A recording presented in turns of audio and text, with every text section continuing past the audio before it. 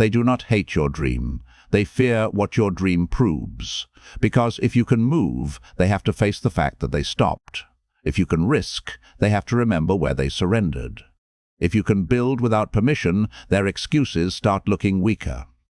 That is why your ambition sounds like possibility to you, but danger to them. When you say freedom, they hear instability. When you say business, they hear failure. When you say discipline, they hear judgment. When you say you want more, they do not simply hear a goal. They hear a threat to the story they have been using to survive. You are not having the same conversation. You are speaking from hunger. They are listening through fear. And until you understand this, you will keep making the same mistake. You will keep taking sacred plans into frightened rooms. You will keep explaining your ambition to people who are emotionally invested in safety. You will keep trying to make fearful people brave enough to approve of a life they never had the courage to build. That is not strategy. That is self-betrayal dressed as communication. You think if you explain it better, they will understand. You think if you show them the plan, they will believe. You think if you speak with more passion, more detail, more patience, they will finally say, yes, we see it now.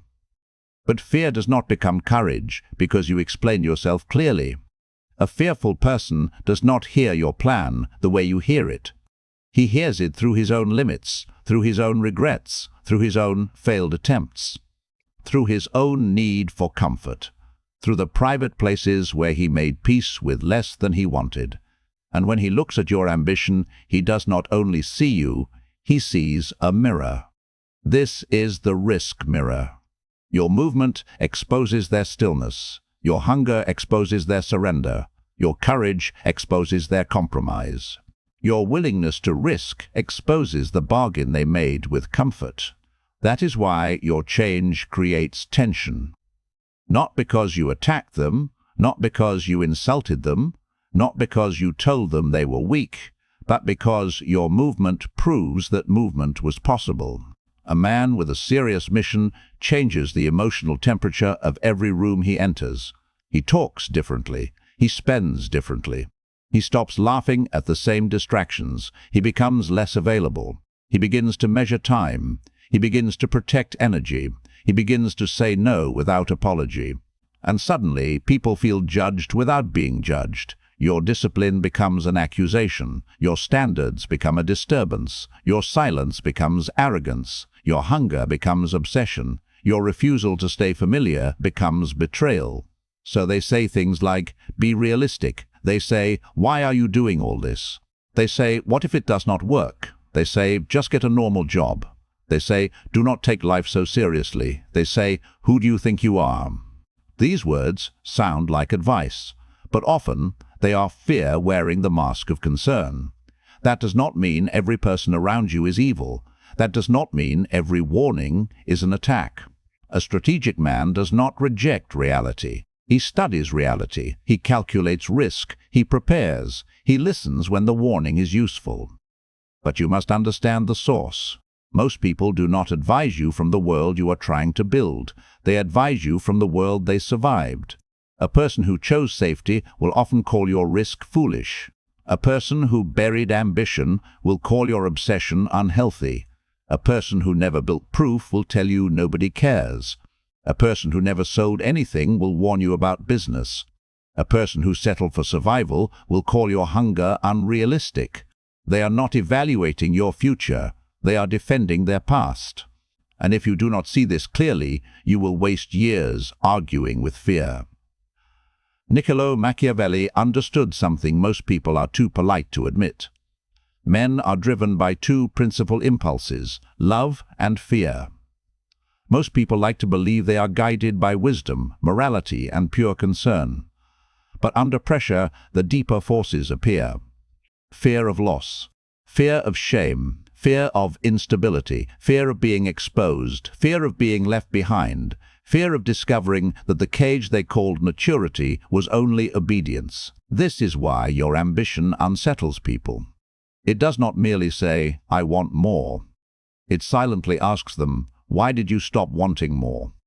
and many people cannot tolerate that question. So they do not attack the question directly. They attack your path. They call it risky. They call it unrealistic. They call it selfish. They call it too much. They call it a phase. They call it dangerous. But underneath, the same mechanism is operating. Your risk reflects their surrender.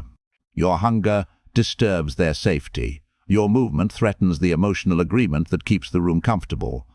And this is where the unsupported man must become cold. Not cruel. Cold. Cold enough to separate affection from authority. Cold enough to respect love without obeying fear. Cold enough to listen without surrendering command. Cold enough to stop making frightened people the jury of his ambition. Because someone can love you and still limit you. Someone can care about you and still shrink you. Someone can want you safe because safety is the highest thing they understand. Love does not equal vision. Concern does not equal wisdom. Familiarity does not equal authority. Family does not automatically mean strategic counsel. Friendship does not automatically mean qualified judgment. You can love a person in one lane and ignore them in another. You can respect their heart and reject their worldview. You can hear their concern and still refuse to make it your law. This is not disrespect. This is command. The mistake is believing that every emotional connection deserves strategic power over your future. It does not. If a man has not built what you want, risked at the level you are attempting, studied the terrain you are entering, or lived by standards you respect, then his fear does not become wisdom just because he speaks with confidence. Before you obey advice, ask yourself one question. After this person speaks, am I clearer or smaller? If you are clearer, it may be counsel. If you are smaller, it is contamination. Counsel sharpens your strategy. Contamination weakens your spirit. Counsel says, here is the risk, and here is how to prepare. Contamination says, risk exists, so do not move. Counsel gives you intelligence. Contamination gives you paralysis. Counsel comes from experience, clarity, and standards. Contamination comes from fear, regret, and emotional smallness. You need discernment, because two weak paths are waiting for you. On one side, you reject all criticism and become reckless. On the other side, you accept every fear and become obedient. Both a failure. The operator chooses a third path. He extracts the useful risk and rejects the emotional poison. If someone says, what if it fails? You ask, what part can fail and how do I reduce that risk? If someone says, you need money, you build financial oxygen. If someone says, you do not have skill, you train. If someone says, no one will care, you test the market. If someone says, you are not ready, you build proof. But if someone simply says, stay safe because your ambition makes me uncomfortable, you do not debate. You do not explain. You do not beg. You move. Because every time you bring your dream to people ruled by fear, you invite them to shrink it. They may not destroy it directly.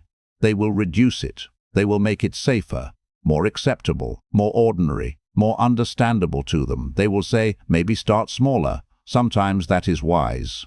But often it means, please become less threatening to my worldview. They will say, have a backup plan. Sometimes that is practical. But often it means, I need your risk to look less intense so I can feel less uncomfortable. They will say, what if you fail? A useful question when asked by a person who understands risk. A useless chain when asked by a person who uses fear to avoid action. You must learn the difference. If you are serious about changing your life, listen carefully. Watching videos is not enough. Consuming hard truths is not enough. Feeling powerful for 10 minutes is not transformation. If you keep watching, nodding, agreeing, then returning to the same weak habits, the same fear, the same need for approval, nothing changes. You become a spectator of strength instead of a builder of it. Inside Patreon, I go deeper into the private lessons, the unfiltered frameworks, and the sharper breakdowns that cannot always be placed in public content.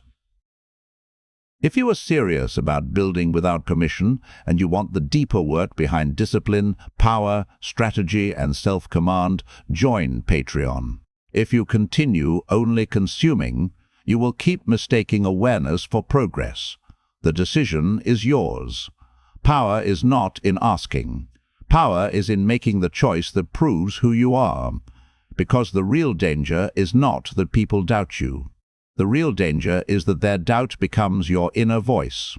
One conversation plants hesitation. Another conversation makes you delay. Another makes you explain. Another makes you scale down. Another makes you feel foolish for wanting more. Then 6 months pass. Then a year. Then 5 years. And the dream is no longer alive enough to fight back.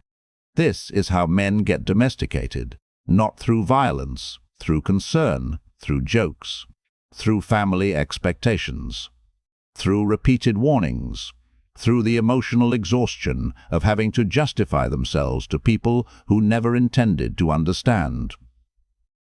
Eventually, they stop speaking about the mission.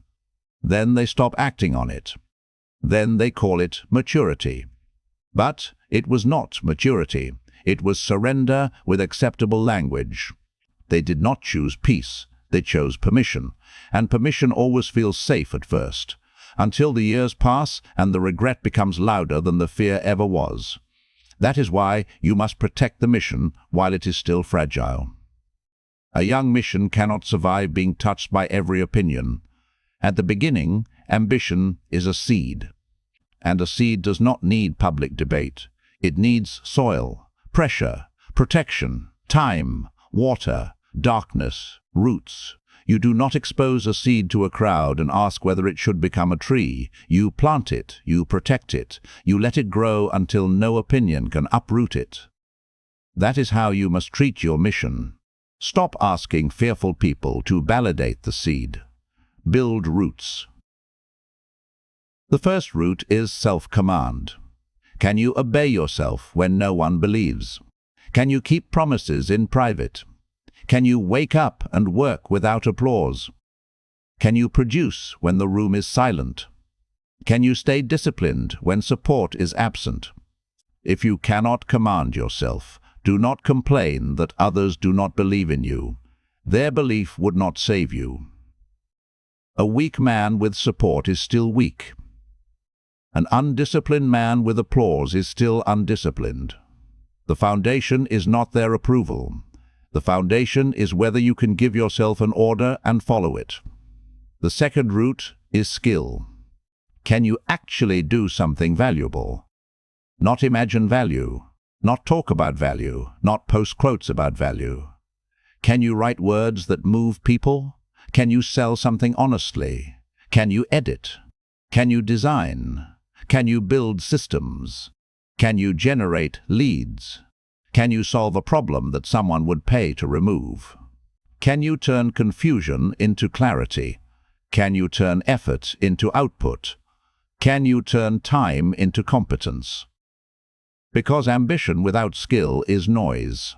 A dream without skill becomes a burden. It forces you to seek belief because you have no evidence. It makes you argue because you cannot yet demonstrate. It makes you emotional because the world is not responding to your potential. But the world does not reward potential. The world rewards proof. That is the third root. Proof. What can you show? Not what you intend, not what you believe, not what you are planning. What can you show? A sample, a case study, a portfolio, a result, a project, a portfolio, a result, a project, a finished page, a published video, a sales attempt, a client message, a before and after, a skill output, a tracked improvement. Proof ends many arguments without requiring your mouth. When you have no proof, every doubter feels powerful, every opinion feels heavy, every warning feels like a judgment from the universe. Because all you have is an idea, and an idea is easy to attack. But once proof exists, the emotional balance changes. You do not have to convince people that you are serious when your life shows seriousness. You do not have to beg them to see your discipline when your output becomes visible. You do not have to explain your ambition when your results begin to speak in a language even fearful people understand. Men judge generally more by the eye than by the hand. Machiavelli understood that people respond more to what they can see than what you privately carry. Your intention is invisible. Your pain is invisible. Your hunger is invisible. Your private discipline is invisible until it becomes visible through evidence. So stop being offended that people do not believe in a version of you they cannot see yet. Build until they can see it. Build until the argument becomes unnecessary. Build until your life becomes the answer. The fourth root is money behavior. Can you stay alive long enough to win? This is where many ambitious men expose themselves. They talk about risk, but they have no discipline with money. They want freedom, but they spend to impress people who are not building anything. They want independence, but they carry status expenses like chains. They want to be taken seriously, but they keep destroying their own financial oxygen. Risk without financial discipline becomes chaos. You do not become powerful by pretending money does not matter.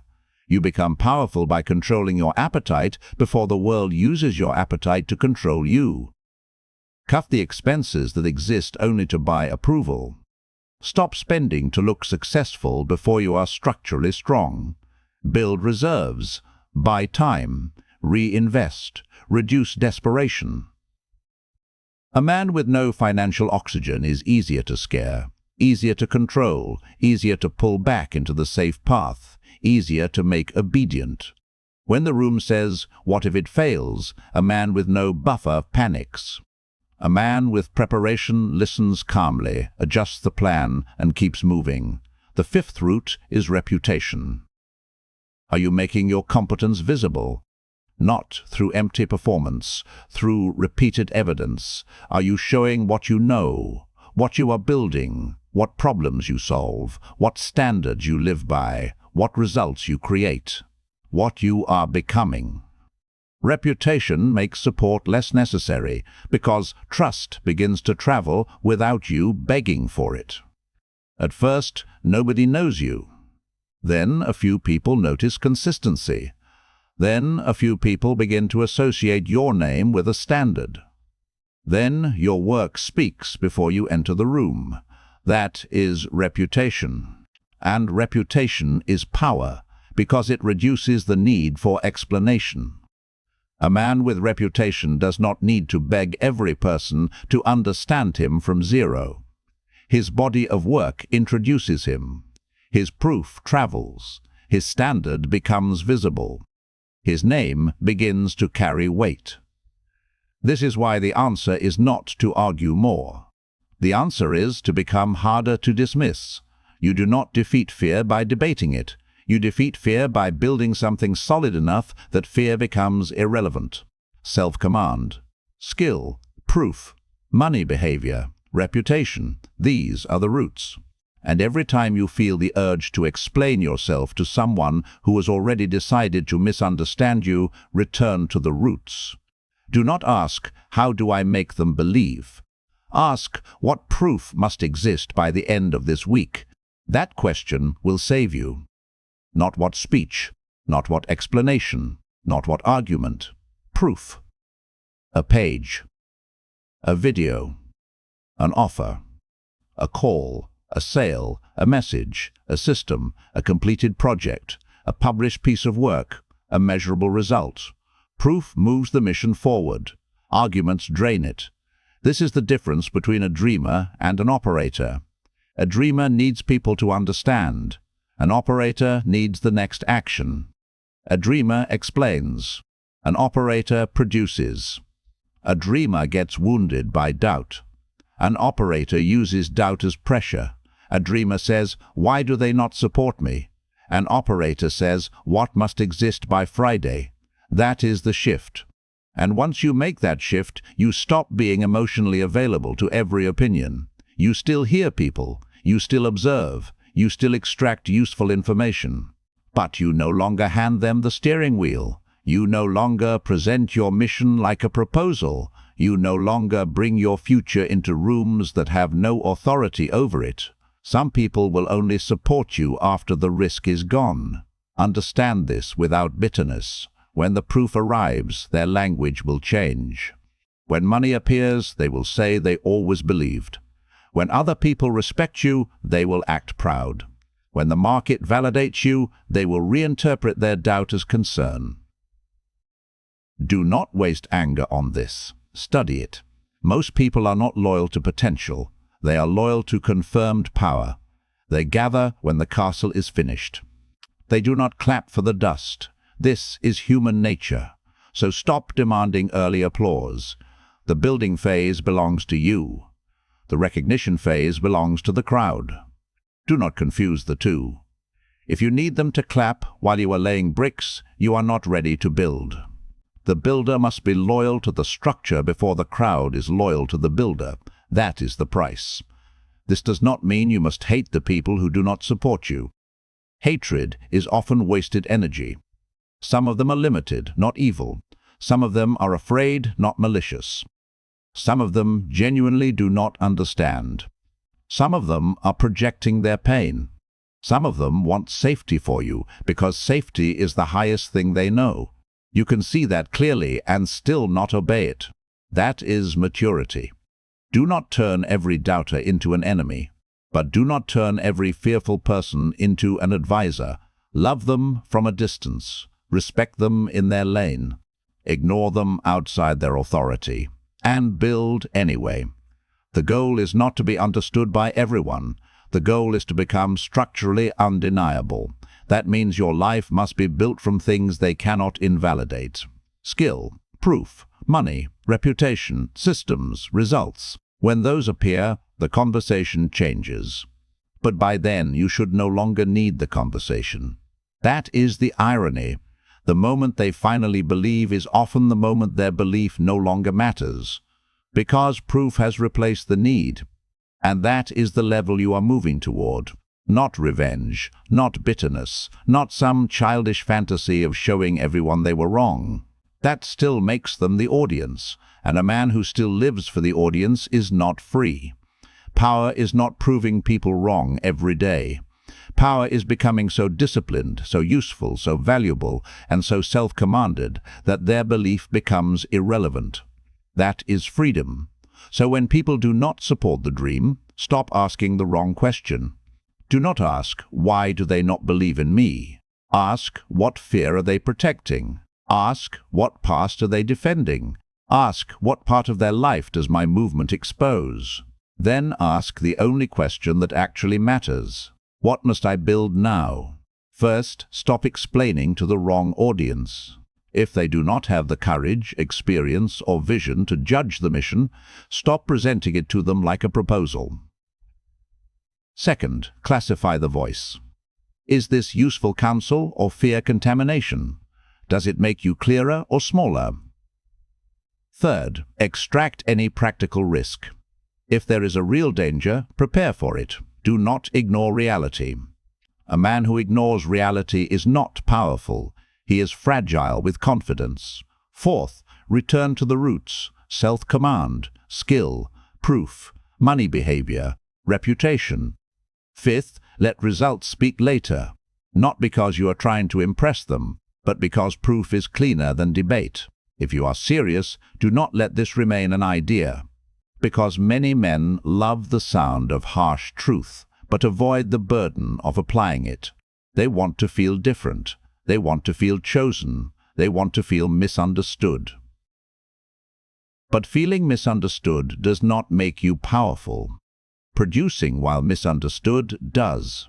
If you are serious about changing your life, and you know you have been watching, thinking, saving, agreeing, but still not moving with enough force, then join Patreon.